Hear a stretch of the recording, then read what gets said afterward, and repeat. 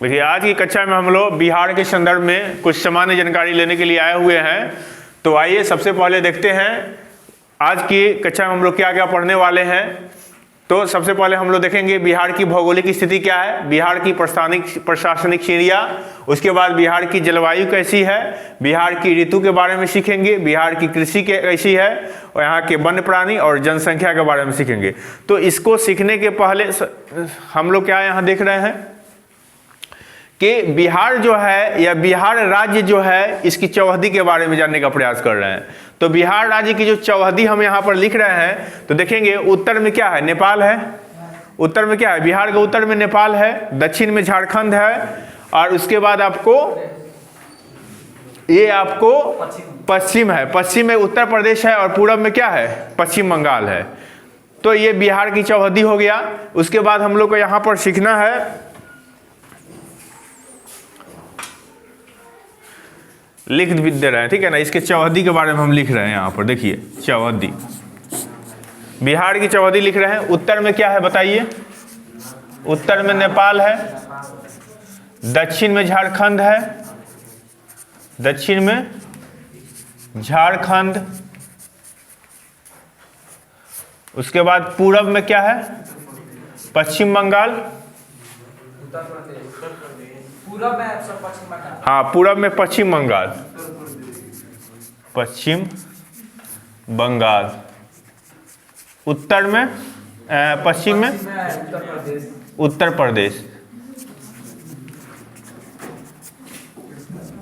तो यहां देखिए ये चौहदी हो गया। तो क्वेश्चन यहां पर ये भी राइज होता है कि कौन कौन से जो यहां पर चौहदी में है या कितने राज्यों के कितने जिलों के साथ सीमा साझा करती है। जैसे नेपाल है या कहाँ है, उत्तर में है, तो बिहार के कितने जिलों के साथ यह अपना सीमा साझा करती है।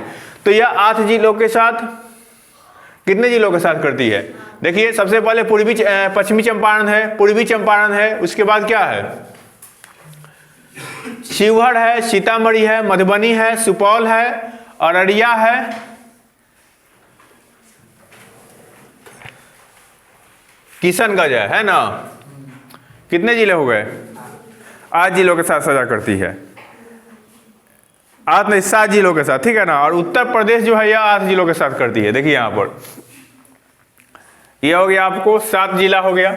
झारखंड कितने जिलों के साथ करती है, जब हम लोग मैप देखेंगे तो उसमें पूरा क्लियर हो जाएगा, ठीक है ना। तो ये आपको झारखंड जो होगा ये आपको 8 जिलों के साथ कर रहा है। उत्तर प्रदेश भी कितना जिलों के साथ, 8 जिलों के साथ, और पश्चिम बंगाल 3 जिलों के साथ, ठीक है ना। उसके बाद देखिए यहाँ पर बिहार को संवैधानिक रूप से राज्य का दर्जा कब मिला, संवैधानिक रूप से राज्य का दर्जा कब मिला। तो बिहार को संवैधानिक रूप से इसको राज्य का दर्जा जो मिला वह 22 मार्च 1912 में मिला, 22 मार्च 1912 में मिला।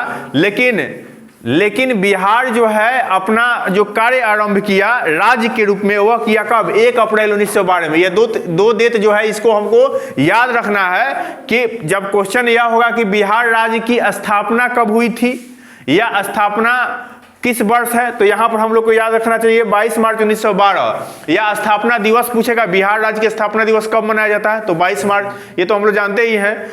लेकिन यदि ये क्वेश्चन यह रहेगा राज्य के रूप में कार्य प्रारंभ कब हुआ, बिहार का राज्य के रूप में कार्य प्रारंभ कब हुआ 1 अप्रैल 1912 ईस्वी को। तो यहां पर 2 क्वेश्चन हम लोग को याद रखना है कि बिहार दिवस मनाया जाता है 22 मार्च को, और 22 मार्च को भी विश्व जल दिवस भी मनाया जाता है। तो ये 2 क्वेश्चन लिखना है। चलिए आगे देखिए कि बिहार का विभाजन भी हुआ, लगभग 2 बार विभाजन हुआ।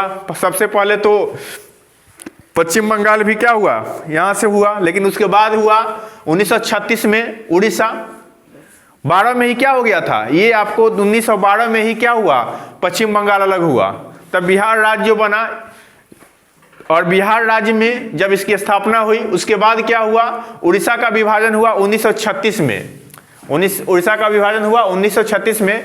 तो उड़ीसा का विभाजन कब हुआ, बिहार से कब अलग हुआ, 1936 में यह अलग राज्य बना। उसके बाद द्वितीय बार जब विभाजन हुआ उस समय झारखंड राज्य की स्थापना हुई 15 नवंबर 2000 ईस्वी को। 15 नवंबर 2000 ईस्वी को क्या हुआ, झारखंड भी अलग हो गया। तो इतना हम लोग को क्या करना है, ये